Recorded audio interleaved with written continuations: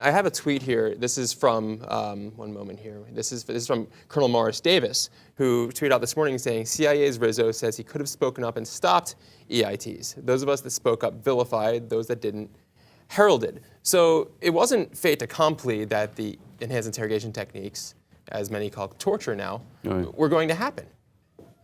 No, I mean, it's true. I mean, I could have basically ended the discussion before the idea left the building, so to speak, left the CIA building. Then why didn't you?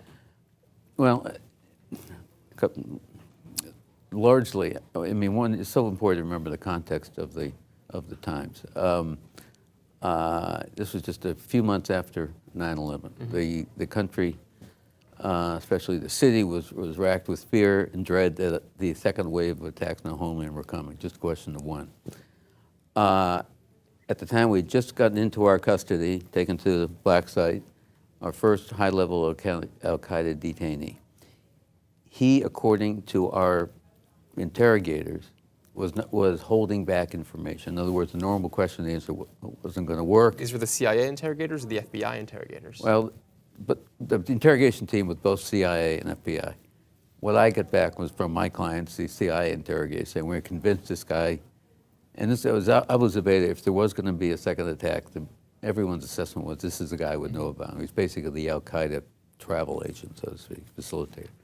And he was, in the view of our people, he was stonewalling, and he was making no pretense that there was, he knew what we, the U.S. government, wanted to know, and he wasn't going to tell us.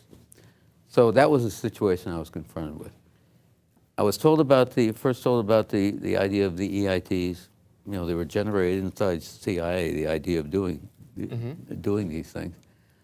I'd never heard anything like this before in my career in terms of interrogations. And you went through many other things. Yeah, I thought. Yeah, I mean, I really thought I'd been there 25 years at that point. I thought I was an ex-KGB agent held in solitary confinement for 3 years, interrogated intensely throughout the 1960s.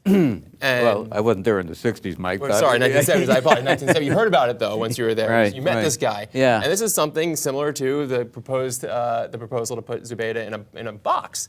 You know, and interrogate him there. But this is so you saw things like this, and you knew they weren't all that savory. Yeah. Oh no, that's right. I mean, I was exposed to the Nosenko matter, you know, and when I was in the CIA for a couple of years, so I was much younger. This is like a good 20 years later. Never saw anything like it in the interim. In any case, and they did sound.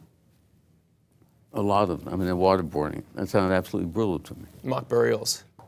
Well, I can't.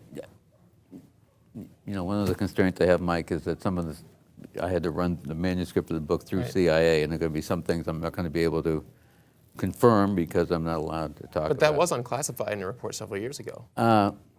Well, let me just say this because I don't want to be coy about this, but that was that subject you're talking about, that detail was something I was not permitted to say, to talk about, discuss.